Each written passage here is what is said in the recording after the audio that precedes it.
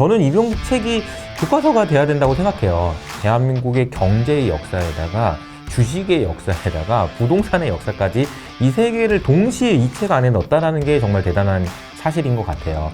이 세 개를 동시에 이렇게 다룰 수 있는 사람이 과연 우리나라에 있을까? 이런 생각이 좀 들 정도로 이 책은 진짜 정말 대단하다. 어떻게 이런 책이 나올 수가 있지? 이런 생각이 들 정도로 너무 좋은 책이 아닌가 싶습니다.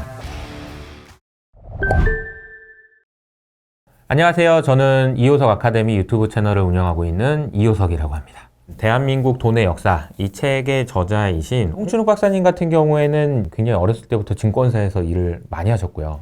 은행에서도 일을 하셨어요. 그리고 국민연금에서도 일을 하시다 보니까 굉장히 다양한 금융시장에서 경험들이 있으십니다. 그리고 공부도 워낙 많이 하셨고요. 만약에 이제 공부만 하신 분들이라면 현업에서 어떤 일들이 있었는지에 대해서 이해하시기도 어렵고 어떤 교훈을 얻어야 되는지에 대해서도 이해하시기가 어려워요. 그런데 역사적인 사실을 놓고 보더라도 우리가 보는 각도에 따라서 얻을 수 있는 교훈이 다르잖아요.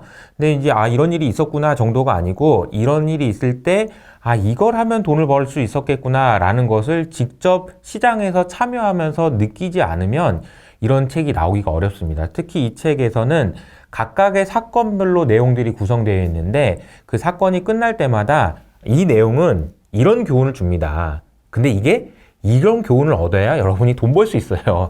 이런 식으로 연결이 되어 있는 아주 중요한 교훈들을 짚어주시기 때문에 역사적인 교훈을 그 교훈에만 머무르는 것이 아니라 돈 버는 기술로 연결할 수 있는 연결고리를 아주 잘 만들어 주셨다라고 생각합니다. 홍춘욱 박사님과는 좀 개인적인 친분이 좀 있어요. 제가 이제 정확하게 10년 전에 경제 공부를 이제 해야 되는 상황인데 어떻게 해야 될지 너무 막막해가지고 박사님한테 저 좀 도와주세요. 한 번만 만나주세요. 라고 한 게 인연이 돼가지고 지금까지 오게 됐는데요.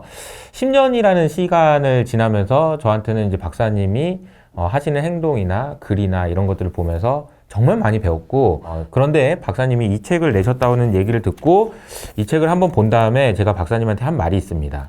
박사님 이거 완전 각 잡고 쓰셨는데요. 그렇게 많은 책을 쓰셨음에도 불구하고 제가 이 책만큼은 대단하다라고 생각하는 이유가요. 대한민국의 돈의 역사, 경제의 역사 뭐 이런 얘기를 쓸 수는 있는데 대한민국의 경제의 역사에다가 주식의 역사에다가 부동산의 역사까지 이 세 개를 동시에 이 책 안에 넣었다는 게 정말 대단한 사실인 것 같아요. 왜냐하면은 어느 한 분야의 전문가일 수는 있어요. 나는 경제 전문가야 혹은 난 주식 전문가야 라고 할 수는 있는데 이 세 개를 동시에 이렇게 다룰 수 있는 사람이 과연 우리나라에 있을까? 이런 생각이 좀 들 정도로 이 책은 진짜 정말 대단하다. 어떻게 이런 책이 나올 수가 있지? 이런 생각이 들 정도로 너무 좋은 책이 아닌가 싶습니다. 개인적으로는 IMF를 다룬 내용들이 상당히 좀 좋았어요. 왜냐하면은 단순하게 IMF가 왜 왔었는지에 대한 이야기를 설명하신 게 아니고 그 앞에서 배경들이 어떤 일들이 있었는지 뿐만 아니라 만약에 우리가 이렇게 했었더라면은 고정환율이라는 그런 고집을 그냥 조금만 내려놨더라면 우리가 이렇게까지 치욕적으로 외부에 의해서 우리가 구조조정을 당하진 않았을 텐데 이런 이야기들이 나와요. 근데 이게 이제 역사를 통해서 우리가 얻을 수 있는 교훈들을 생각을 해보면 IMF 너무 우리한테는 아픈 기억이잖아요. 1997년도에 수많은 사람들이 일자리를 잃으시고 정말 힘든 과정들이 있었습니다. 꼭 그렇게 했어야 되나? 라고 생각해보면 그렇지 않을 수도 있었는데 우리나라 정부의 정책이나 이런 부분들이 잘 몰랐던 것도 있었을 거고요. 어쩔 수 없는 부분들도 있었겠지만 이것을 피하지 못했다라는 사실은 우리가 기억하고 반성하고 다시 이런 일이 일어나지 않도록 노력하는 것이 우리나라 경제를 위해서도 중요한 것 같고요. 이러한 사실들은 단순히 경제 정책을 집행하는 그런 정치가들이나 행정가들만 아는 것이 아니고 여러분들도 알고 계셔야 이런 분들이 잘못하실 때 그렇게 하는 거 아니에요. 옛날에 그렇게 당하고도 몰라요? 라고 이야기할 수 있거든요. 그러니까 여러분들의 지식 수준이 올라가는 것이 우리나라 경제가 발전됐는데도 큰 도움을 준다라고 생각을 합니다. 굉장히 좀 중요한 포인트인데요. 사실 역사는 반복됩니다. 그런데 역사가 똑같이 반복되진 않아요. 그래서 이제 운율이 있다라는 식으로 이제 표현하기도 하죠. 근데 역사가 반복되는 이유가 뭘까요? 가만히 생각을 해보면은 세상은 계속 바뀌어요. 그런데 왜 비슷한 일들이 반복될까요? 그것은 사람이 안 바뀌기 때문입니다.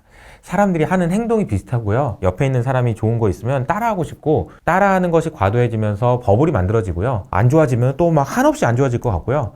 이런 상황이 반복되다 보니까 경제도 굴곡이 있고 주식시장도 버블과 버스트가 있고 이런 일들이 반복되는 거거든요. 그럼 여기서 이제 중요한 게 뭐냐라고 생각을 해보면 사람이 안 바뀐다라는 것도 중요한데요. 한국 사람이 안 바뀐다는 것도 중요합니다. 왜냐면 우리 다들 아시겠지만 한국 사람들만 갖고 있는 고유한 특징들이 또 있잖아요. 우리는 또 어떤 특징이 있나? 배우려면은 빨리 배우려고 하고 내 것에 대한 욕심도 많으신 분들이고 그리고 또 열심히 하려면 또 엄청나게 또 열심히 하시고 이런 일들이 다른 어떤 나라랑은 또 비교할 수 없는 그런 고유한 특성을 갖고 있거든요. 그렇기 때문에 나왔던 지난 50년 동안의 역사가 어떻게 보면은 정말 빠르게 성장할 수 있었고 그런데 그 정말 빠른 성장 뒤에는 창피한 그런 과거들도 있고요. 그런 이야기들을 우리가 알면서 앞으로 우리나라는 또 어떤 식으로 발전할 수 있겠구나, 어떤 식으로 변화가 있겠구나 라는 생각도 하실 수 있을 것 같아요. 역사는 반복된다. 그러니까 이제 역사를 알면 돈을 벌 수 있다. 이렇게 생각할 수도 있는데요. 중요한 것은 역사가 어떤 식으로 반복되고 왜 반복되는지를 알아야 되는데 그것이 사람이 안 바뀌기 때문이다. 특히 한국 사람이 안 바뀌기 때문에 앞으로의 투자를 알기 위해서는 한국의 역사를, 한국의 돈의 역사를 알아야 한국에서 돈을 벌 수 있다. 이렇게 말씀드릴 수 있을 것 같습니다. 제가 책을 정말 열심히 읽었거든요. 막 이렇게 인덱싱도 많이 하고 열심히 읽었는데 저는 이런 책이 교과서가 돼야 된다고 생각해요. 이게 1960년대, 70년대 하면은 벌써 50년 전 얘기 아닙니까? 그런데 지난 50년 동안 무슨 일이 있었는지 그리고 그 있었던 일들이 어떤 의미를 갖는지를 우리가 지금 배우지 않으면 사실은 정말 살아있는 공부라고 할 수 없잖아요. 그래서 경제도 그렇고 주식시장도 그렇고 부동산 시장도 그렇고 지금도 역동적으로 바뀌고 있는데 지난 50년 동안의 역사라도 제대로 알고 있지 않으면 안 된다라는 측면에서 보면 저는 이 책이 교과서가 돼야 된다고 생각해요. 그래서 만약에 우리나라의 주식의 역사든 경제의 역사든 부동산의 역사든 이 내용을 알고 싶은 모든 사람이 이 책을 읽으시면 좋다라고 생각하고 특히 학생분들, 고등학생분들 대학생분들 이런 분들이 읽어보셔야 된다고 생각합니다. 그래서 교과서에 채택되는 것을 빨리 추진해 주셨으면 좋겠다. 그런 생각도 좀 듭니다.